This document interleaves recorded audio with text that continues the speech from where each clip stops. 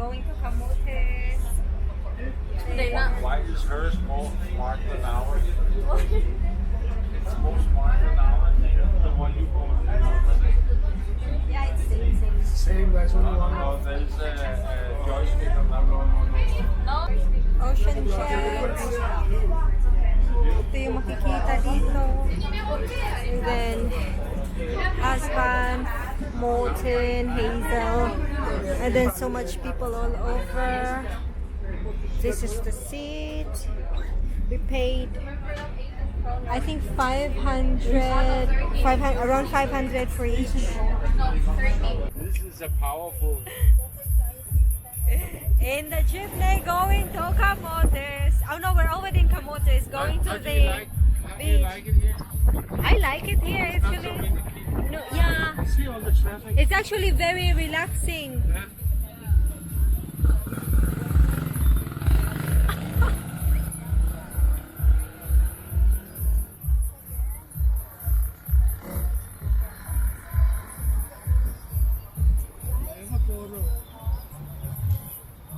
Maybe you will fall down. Oh, welcome to CM's channel. If the sound is crazy, it's because my wife didn't give me the microphone. So where's the microphone, woman? Now later. Okay, we are back in Camotes, and I got my wife, Morten, Hazel, and of course your one and only me. So away from Bohol, away from Bantayan, away from Cebu, where it is more relaxed, where the air is more clean and the people are more friendly. And the beer, I hope, is a little bit colder. So that's it for now. Later, later.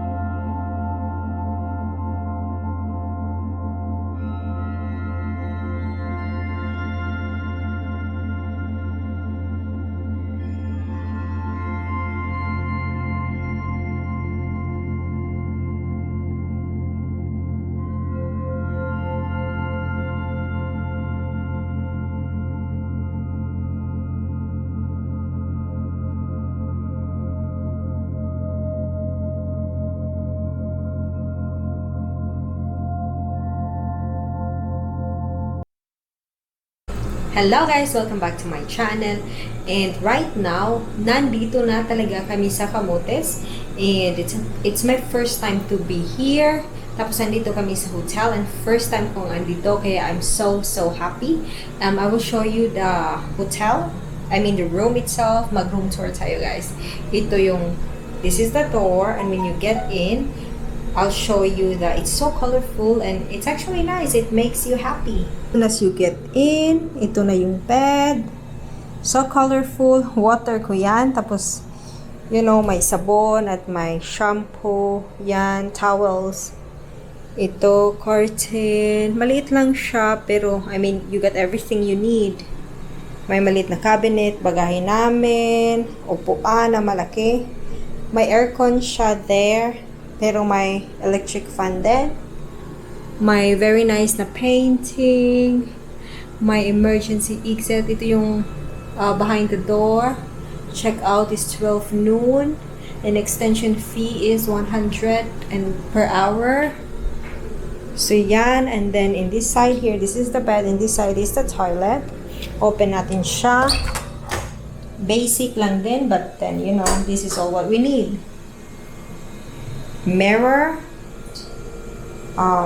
faucet, sink, and all that, toilet, shower, yan lang.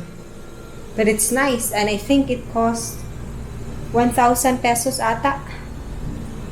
I'm so happy guys, kasi first time ko sa Camotes. I've been to different islands. I am from originally Cebu City.